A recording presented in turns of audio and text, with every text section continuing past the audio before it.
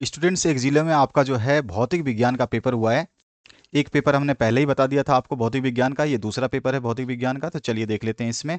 विकृति का जो है मात्रक आपको लिखना है, यूनिट ऑफ स्ट्रेन। स्ट्रेन का यूनिट होता ही नहीं है, क्योंकि स्ट्रेन जो होता है वो क्या होता है आपका, चेंज इन लेंथ अपॉन में ओरिजिनल लेंथ। तो change change in length upon में ओरिजिनल लेंथ।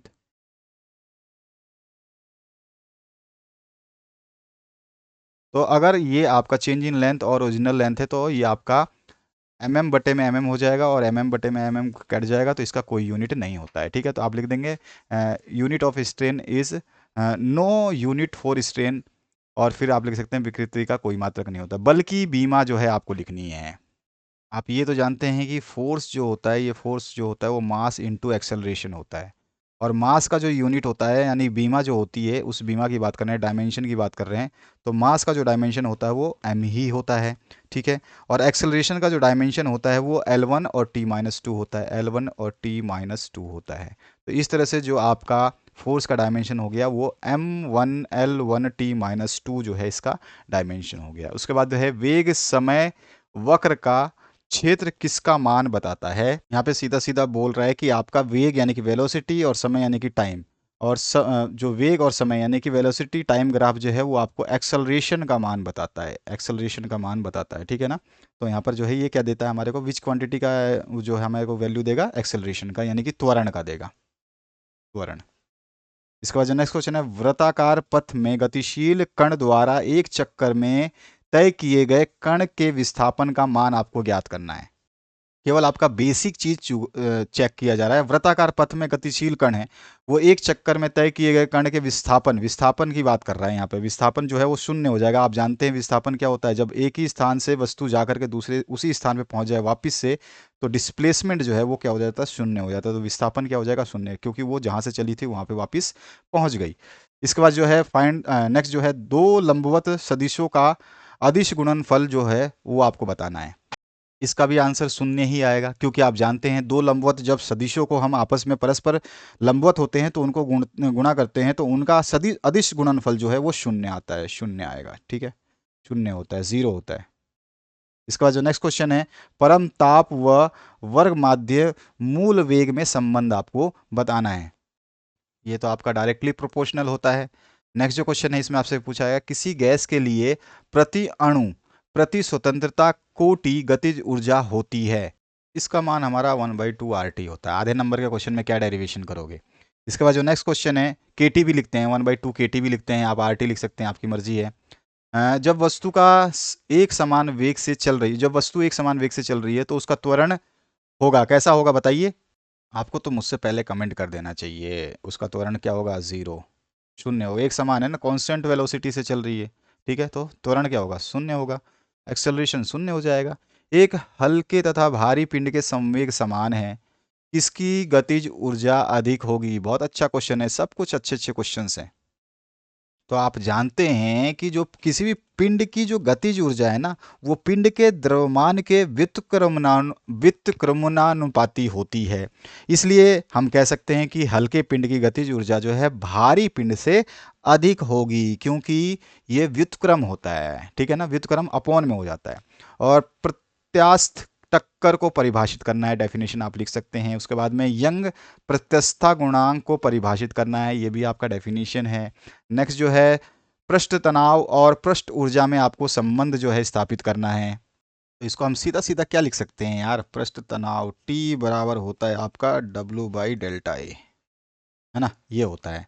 यानी कि पृष्ठ क्या है, इसको ऐसे करेंगे ना, पृष्ठ पृष्ठ तनाव बराबर जो हो जाएगा पृष्ठ पृष्ठ ऊर्जा बटे में क्या हो जाएगा, Δ A क्या है, ये आपका पृष्ठ क्षेत्रफल में वृद्धि। ठीक है, डेल्टा वृद्धि या कमी, पृष्ठ क्षेत्रफल में बदलाव, क्षेत्रफल में बदलाव। ठीक है, ये आपका इसका सीधा सीधा समीकरण। हिंदी में लिखना चाहो, इंग्लिश में फॉर्मूला लिखना था, बस इतना ही है। इसके बाद आते हैं हम नेक्स्ट क्वेश्चन की तरफ, जिसमें आपसे क्या पूछा जा रहा है। इसमें पूछ रहा है कि त्रिक बिंदु को परिभाषित कीजिए। तो त्रिक बिंदु क्या होता है आप अच्छी तरह से जानते हैं और आप आराम से उसको डिफाइन भी कर सकते हो। यानी कि यहाँ पे क्या बोला, ट्रिपल पॉइंट। ट्रिपल पॉइंट आप अच्छी तरह से जानते हैं, बहुत अच्छे। ऐसे तापमान,